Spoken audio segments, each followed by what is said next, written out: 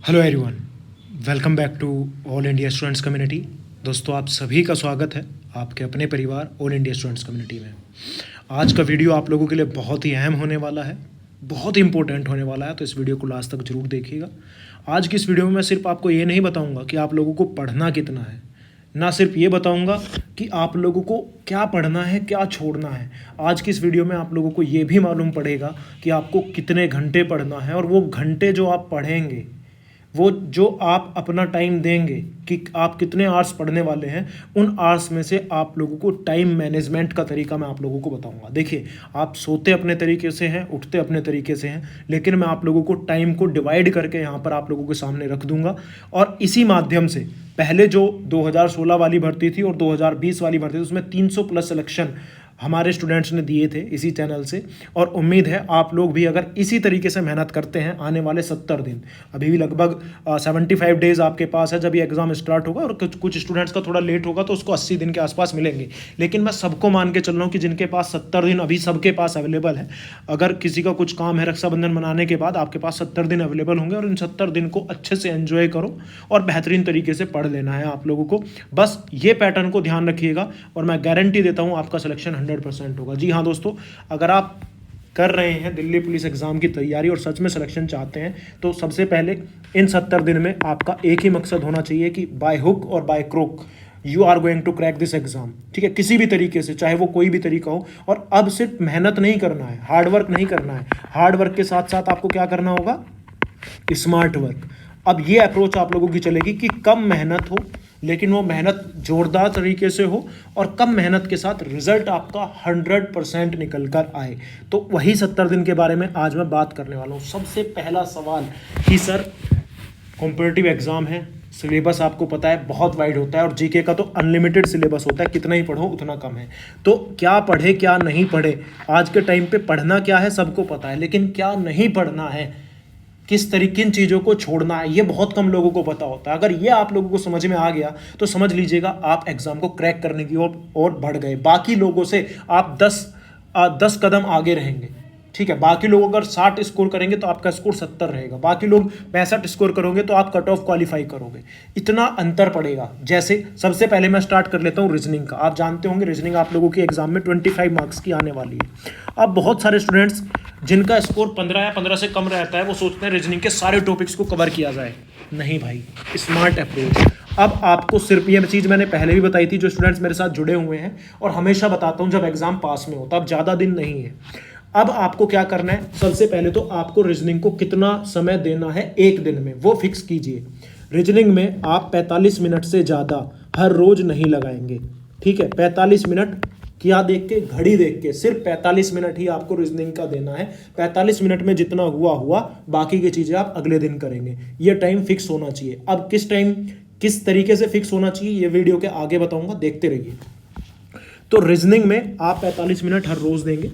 ठीक है, जैसा कि मैं आपको बताता हूँ, मैंने आप लोगों के लिए एक प्लान बनाया हुआ है, और उस प्लान के अंदर हम लगभग पिछले कुछ दिनों में 19 मॉक टेस्ट लगा चुके हैं मेरे अकॉर्डिंग। कुछ लोगों ने ज़्यादा लगा लिए हैं, कोई बात नहीं, लेकिन 19 मॉक टेस्ट लगाए हैं हम लोगों ने। तो जो वे 19 मॉक टेस्ट आप लोगों ने लगाए हैं, आपने देखा होगा कुछ स्टूडेंट ऐसे थे जिनका स्कोर पहले 15 के आसपास था, 13-15 था, आज उनका स्कोर 20 क्रॉस करने लगा है, और कुछ स्टूडेंट तो 23-24 अभी से स्कोर कर रहे हैं। तो ये क्या है, सिर्फ 19 मॉक टेस्ट लगाने के बाद। वही स्मार्ट तरीका मैं आप लोगों को बताने वाला हूं जिन लोगों को नहीं पता, और आप मेरे साथ जुड़ भी सकते हैं। कैसे, ये भी मैं वीडियो के अंत में बता दूंगा। तो आपको करना क्या है, आपको सिर्फ जो प्रीवियस ईयर एग्जाम्स हुए हैं, प्रीवियस ईयर एग्जाम्स जो आप लोगों के हुए हैं, जैसे CGL होता है, SSC करा रहा है, TCS ही कराएगा आपका एग्जाम, MTS, CPO, और आपका CHSL, GD, और दिल्ली पुलिस के सारे पुराने पेपर, उन सब का आपको प्रैक्टिस करनी है रीजनिंग की बस। उसके अलावा कोई बुक आपको मार्केट से लाने की ज़रूरत नहीं है, कोई बुक आपको नहीं खरीदनी है, ना ही आपको आप अगर बोलने लगे कि कोई अलग से वीडियोज़ या किसी का कोर्स लेने की बिल्कुल कोई ज़रूरत नहीं है। सिर्फ आपको क्या करना है, जैसे कि अगर आप आज से मुझे फॉलो स्टार्ट करते हैं, तो कल मैं आपको बोलूँगा कि आप एक मॉक टेस्ट लगाएं। उस मॉक टेस्ट में देखिए आपका स्कोर क्या है। तो आपका स्कोर मान लीजिए, मैं सबसे कम मान के मानता हूँ, गंदे से गंदा जिसने रीजनिंग कभी नहीं पढ़ा होगा वो भी 15 नंबर आराम से बना लेगा। तो आपके यानी कि 10 नंबर कटे हैं। उन 10 नंबर में से फिर एक मॉक टेस्ट अगले दिन लगाए, फिर देखिए आपका स्कोर कितना बना। अब जिस टॉपिक के सवाल आपके सबसे ज़्यादा गलत हुए हैं, अगले 2 दिन आपको उस टॉपिक को कवर कर लेना है। ठीक है, टाइम सिर्फ 45 मिनट ही देना है। उन 2 दिन के अंदर आप यानी कि 90 मिनट के अंदर अपना उस टॉपिक को कवर करें और उसके बाद फिर मॉक टेस्ट लगाएं, फिर देखिए स्कोर इंक्रीज हुआ क्या। जब आप इस तरीके को अपनाएंगे तो आप देखेंगे विद इन 30 डेज, 30 दिनों के अंदर आपका स्कोर जो सिर्फ 15 नंबर था वो बढ़कर 20 प्लस हो जाएगा। और मेरा टारगेट है अपने स्टूडेंट्स का स्कोर कहाँ तक लेकर जाने का, 23-24, जिस स्कोर पर अब कुछ स्टूडेंट्स पहुँच भी गए हैं। अब वे जरा स्टूडेंट्स जो टेस्ट दे रहे हैं, हमारे साथ जुड़े हुए हैं या नहीं भी जुड़े हुए हैं, एक बार कमेंट करके बताएं क्या आपका स्कोर भी 23-24 बनने लगा है अभी। अगर उनका 23-24 अभी बन रहा है तो मैं गारंटी के साथ बोल सकता हूं कि एग्जाम में हो सकता है वो 25 में से 25 करके आए। तो 2 चीजें यहां से सामने आई। कंक्लूजन क्या निकला, रीजनिंग पे सिर्फ 45 मिनट देना है, कोई बुक नहीं पढ़ना है, सिर्फ टॉपिक के बारे में देखना है कि कौन सा टॉपिक गलत हो रहा है, ना किसी का कोर्स लेना है और उस टॉपिक को यूट्यूब पर सर्च करना है या कहीं से आपने कोचिंग ली होगी, पहले वो टॉपिक पढ़ा हुआ है तो उसको रिवाइज कर लेना, बात खत्म। और आप देखेंगे कि आपका स्कोर बहुत अच्छे तरीके से इंप्रूव होगा। Second thing, maths. बहुत सारे लोगों को डर लगता है, बहुत सारे लोगों की प्रॉब्लम है, मैथ्स को कैसे कवर करें। अब मैथ्स को बताइए, जैसे कि आप जानते होंगे मैथ्स में आपके लगभग 12 या 13 के आसपास टॉपिक हैं। अब ये 13 टॉपिक में से 5 टॉपिक के आसपास हम कवर भी कर चुके हैं, जो मैंने पहले महीने के अंदर कराया है। आने वाले महीने में बहुत सारी चीज़ें अब आसान हो जाएंगी। तो मैथ्स में आपको करना क्या है, सेम मैथ्स का भी आपको मॉक टेस्ट लगाना है। आप देखिए आपका स्कोर क्या रहा, लेकिन मैथ्स में थोड़ा कंसेप्ट आपको क्लियर करना पड़ेगा। और कंसेप्ट क्लियर करने के लिए हर रोज़ आपको मैथ्स को देना है 3 घंटे, ना इससे ज़्यादा ना इससे कम। तो डेली कितना टाइम देना है, 3 घंटे। पहली बार ऐसा हो रहा है कि मैं बता रहा हूँ टाइम भी, किस सब्जेक्ट को कितना टाइम देना चाहिए। 3 घंटे आपको देना है मैथ्स को। और जब आप ये 3 घंटे मैथ्स को देंगे तो आपके अंदर एक बेहतरीन चेंज आपको नजर आएगा आने वाले समय में। ठीक है, सबसे पहले आप क्या करेंगे, जैसे कि मैं हर रोज जो मेरे साथ स्टूडेंट जुड़े हुए हैं उनको बोलता हूं, जैसे मैंने अभी टाइम एंड डिस्टेंस हमारा चल रहा है, तो टाइम एंड डिस्टेंस कवर करने के लिए मैंने स्टूडेंट्स को दिया है 7 दिन। ठीक है, और उसके पहले हम प्रॉफिट एंड लॉस कवर कर चुके हैं, और प्रॉफिट एंड लॉस के मैं क्वेश्चंस दिए हैं प्रैक्टिस करने के लिए। कहाँ से, एक पीडीएफ प्रोवाइड किया हुआ है कि यहाँ से प्रैक्टिस करो, उसके बाहर आपको पेपर में सवाल नहीं आएगा। तो इसी तरीके से आपको मेहनत करना है। सबसे पहले जितने दिन मैं बताऊँ जिस टॉपिक पे, उतना टाइम उस टॉपिक को दो, उसके कंसेप्ट क्लियर करो, कोई बुक लेने की जरूरत नहीं है।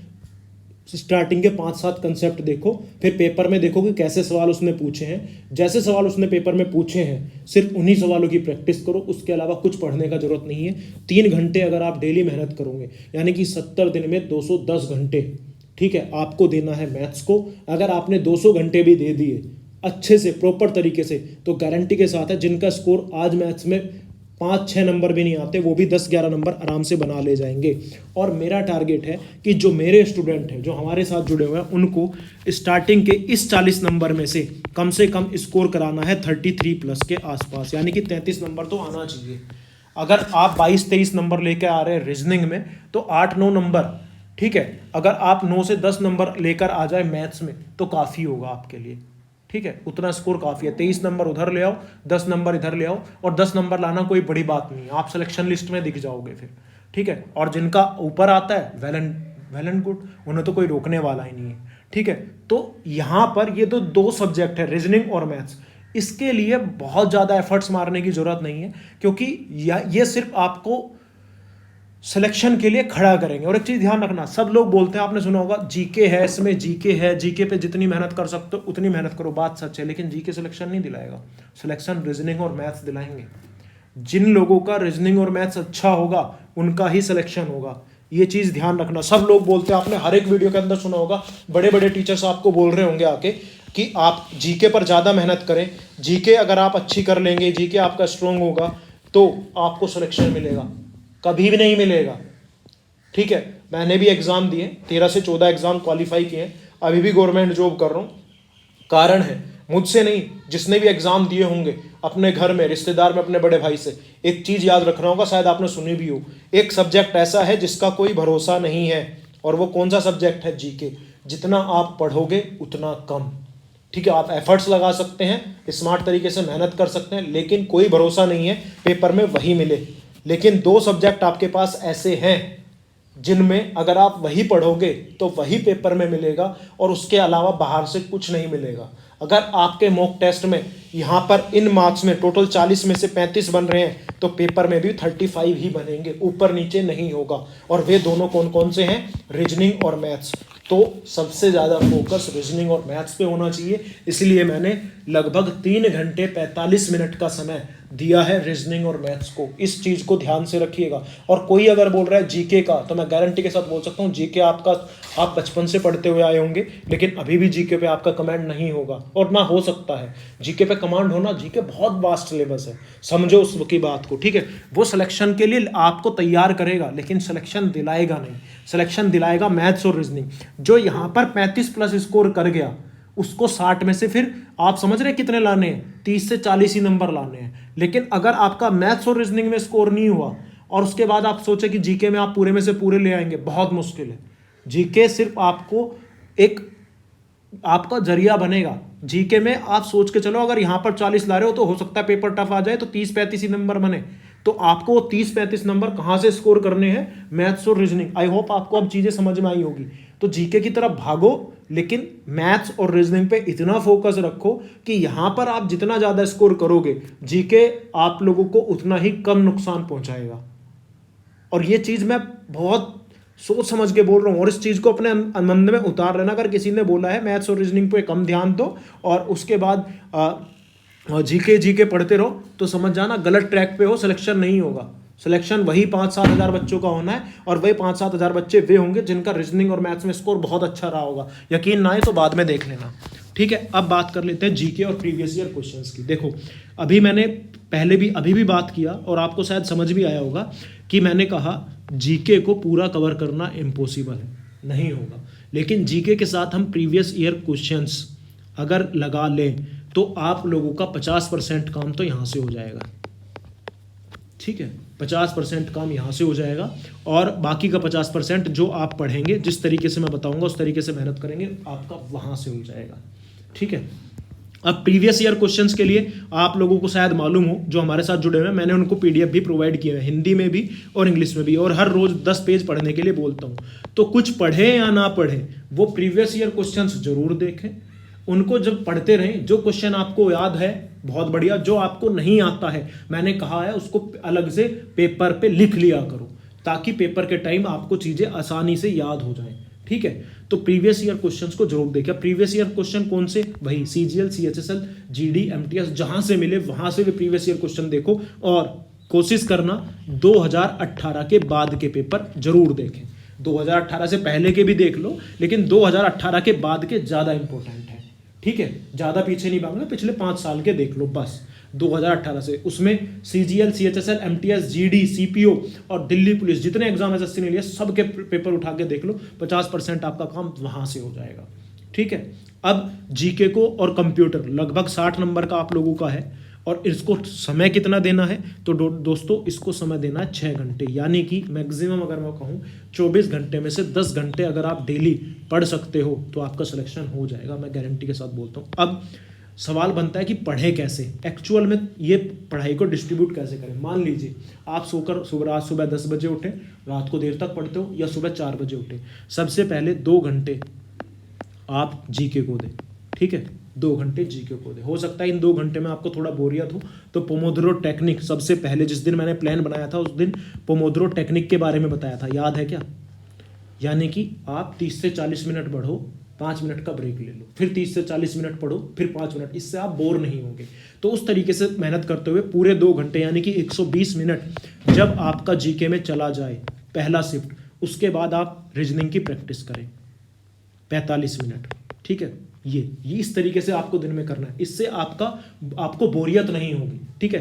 रीजनिंग खत्म हुआ 45 मिनट, उसके बाद थोड़ा सा रेस्ट लेके 10-5 मिनट का, फिर जीके आप स्टार्ट कर दें, फिर अगली 120 मिनट आप यहां पर दें। 6 घंटे आपको पढ़ना है। अब आपके 4 घंटे जीके के खत्म हो चुके हैं, रीजनिंग भी आपका खत्म हुआ, ठीक है। अब ये 2 घंटे जो आपने निपटाए तीसरी बार, उसके बाद आप मैथ्स स्टार्ट करेंगे और मैथ्स को आप एक स्लॉट में खत्म करेंगे। एक बार मैथ्स स्टार्ट किया तो कोशिश करें 3 घंटे तक मैथ्स लगातार पढ़ें। लेकिन कभी कभी क्या होगा, कोई क्वेश्चन ऐसा होगा जो आपसे नहीं होगा और आपका पढ़ने में मन नहीं लगेगा, तो उस क्वेश्चन को, उस बुक को वहीं बंद कर दो। बंद करने के बाद आपको क्या करना है कि जैसे अब आप थक गए, आपका मन नहीं कर रहा मैथ्स पढ़ने का और ये हो गया 1.5 घंटे के बाद, तो दोबारा 1.5 घंटा बचा हुआ है मैथ्स का, उसके बाद आप क्या करें, बाकी के 2 घंटे अब आप जीके पढ़ लें, यानी कि आपका जीके खत्म। अब 1.5 घंटा किसका बचा हुआ, मैथ्स का, दोबारा से अगले क्वेश्चन से मैथ्स को स्टार्ट कर दें। तो इस तरीके से आप मेहनत करिए, स्मार्ट वे में चीज़ें बेहतर होगी। मैथ्स का और रीजनिंग का कोई बुक नहीं खरीदना है, और जीके का सिर्फ एक बुक आपके पास होना चाहिए, वो घटना चक्र हो, ल्यूसेंट हो या कोई और बुक हो, उस एक बुक को 10 बार पढ़ लेना इनफ होगा। लेकिन उस बुक के साथ साथ प्रीवियस ईयर क्वेश्चंस जरूर लगा लेना जीके के, यही चीज़ है। इसमें जीके के साथ कंप्यूटर को भी मैंने इंक्लूड कर दिया, उसी 6 घंटे के अंदर आपका कंप्यूटर होगा। कंप्यूटर के लिए बहुत ज़्यादा मेहनत करने की ज़रूरत नहीं है, आखिरी के 5-7 दिन भी अगर आप ढंग से कंप्यूटर की वो इंपॉर्टेंट चीज़ों को देख लेंगे तो आप बहुत अच्छा स्कोर कर जाएंगे। ठीक है, चलो, उम्मीद है आप लोगों को ये वीडियो पसंद आई होगी। अगर हाँ तो लाइक करें, दोस्तों के साथ शेयर करें। अब वे स्टूडेंट्स जो अभी तक हमारे साथ नहीं जुड़े हैं लेकिन हमारे इस इनिशिएटिव का पार्ट बनना चाहते हैं, तो उनके लिए मेरा नंबर है 7827034344। आप लोग 30 अगस्त तक हमारे साथ जुड़ सकते हैं। इस नंबर पर 200 रुपीज़ का फ़ोनपे, पेटीएम, गूगल पे कर सकते हैं। करने के बाद स्क्रीनशॉट इसी नंबर पर भेज देना, आपको टेलीग्राम ग्रुप पर ऐड कर दिया जाएगा। 30 तारीख हमारा लास्ट डेट है, उसके बाद पूरा प्रॉपर प्लान बना हुआ है। उन्हीं स्टूडेंट्स को जो हमारे साथ जुड़े हुए होंगे आगे उनको लेकर आगे बढ़ा जाएगा। धन्यवाद, जय हिंद, जय भारत।